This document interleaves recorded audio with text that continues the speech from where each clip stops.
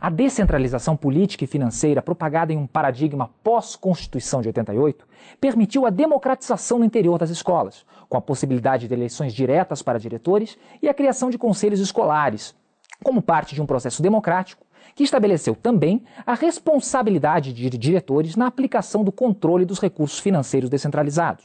Neste contexto, insta a registrar que o programa Fundo Rotativo é um instrumento de repasse de recursos aos estabelecimentos de ensino da rede estadual, para manutenção e outras despesas relacionadas com a atividade educacional. Nas palavras do sociólogo francês Jean-Claude Fourquin, a escola é um mundo social com características de vida próprias, seus ritmos, seus ritos, sua linguagem, seu imaginário, seus modos próprios de regulação e transgressão, seu regime próprio de produção e de gestão. Assim sendo, os diretores, envoltos em tais especificidades, utilizam os recursos do fundo rotativo para suprir as necessidades da escola com manutenção, recuperação, conservação de prédios, etc. Embora imersos nas particularidades do ambiente escolar, os senhores, como gestores, terão de empregar os recursos dentro das normas e princípios que regem a administração pública. A aplicação dos recursos, portanto, segue o que determina a lei. Ao gestor do fundo rotativo cabe cumprir a legislação. Aproximando-nos do final do curso, cabe mais uma vez frisar o contido no caput do artigo 37 da Constituição da República, o qual estabelece que a administração pública direta, indireta ou fundacional, de qualquer dos poderes da União, dos Estados, do Distrito Federal e dos municípios, obedecerá aos princípios da legalidade, impessoalidade, moralidade, publicidade e eficiência.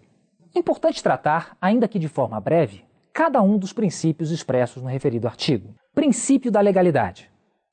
O princípio da legalidade, no direito administrativo, significa que o gestor público deve agir sempre dentro dos limites da lei. Isso significa que todas as suas atuações devem ter fulcro em algum diploma legal. Princípio da impessoalidade. O princípio da impessoalidade possui natureza ambivalente.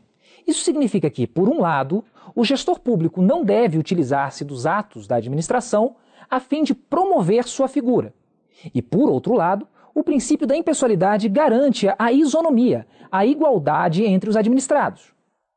Exemplo de expressão do princípio da impessoalidade é a realização de certames licitatórios, assim como a realização de concursos públicos.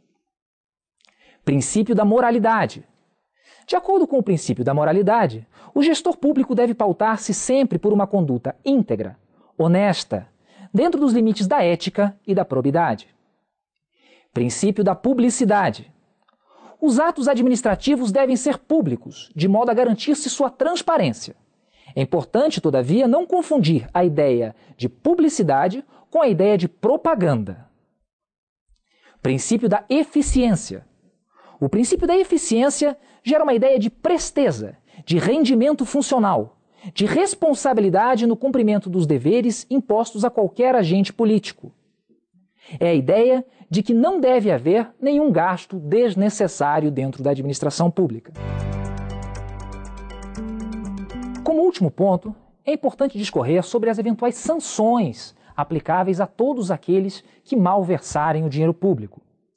O Estatuto dos Funcionários Públicos do Estado do Paraná, em seu artigo 291, estabelece penas disciplinares aplicáveis. Considerando-se a natureza e a gravidade da infração, os danos que dela provierem para o serviço público, assim como os antecedentes funcionais do servidor, podem ser aplicados as penas de advertência, repreensão, suspensão, multa, destituição de função, demissão ou cassação de aposentadoria ou disponibilidade. Além disso, aplicáveis as sanções previstas na Lei de Improbidade Administrativa.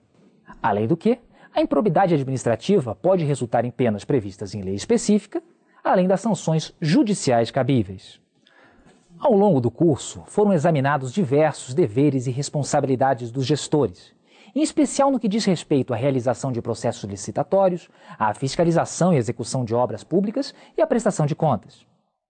Por certo, esta série de vídeos não teve o condão de exaurir as matérias, nem mesmo de elencar todos os deveres dos gestores, mas esperamos que tenha alcançado o escopo de, ao menos em linhas gerais, estabelecer um norte para todos aqueles que, em qualquer instância, sejam responsáveis pela administração do erário.